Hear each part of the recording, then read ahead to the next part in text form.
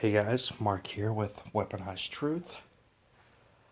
This is a riot that I would say most people, or this is a protest rather, that most people have not heard about. This is pretty darn disturbing.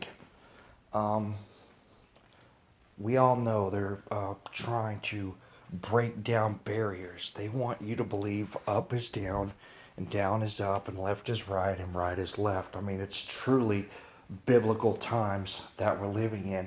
Indeed, they don't want you to know if a person is a man or a woman. They want you to think that your children don't belong to you, they belong to everybody. It's just it's all a big cluster of lies and confusion and insanity, and people are going nuts. Now, we've all heard about these big protests uh, towards Donald Trump about this immigration pause to try to keep these terrorists out of our country, and people are just freaking out. What we have here is talking about a national coalition with ties to George Soros was behind a national day of solidarity with Muslims Friday that included rallies at airports and prayer vigils at mosques. The National Partnership for New Americans sponsored a day of action to protest Donald Trump's 90-day moratorium on travel from 7 countries, which the groups are calling unconstitutional and a Muslim ban. The NPNA was funded with a $200,000 grant from Soros' Open Society Foundation in 2011.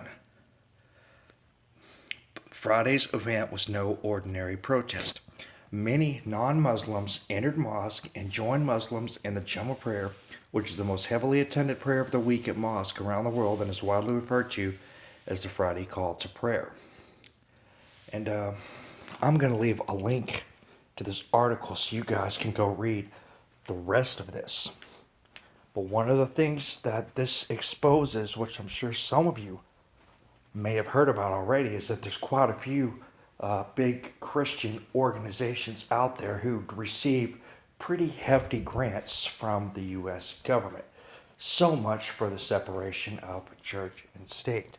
Well, while they're trying to break down the barriers of identity from everything so nobody knows what anything is anymore, well, apparently their latest attempt to do this is with religion. Now, we all know they want to indoctrinate us into Sharia law and obliterate Christianity into smithereens. Well, now we've got all these Christian organizations that have been receiving grants from George Soros and from the U.S. government, and they're trying to get people to go to mosque and pray with Muslim terrorists and toss aside their Christian beliefs in Jesus Christ just to protest the President of the United States over an immigration pause. This is shocking. This is just insane.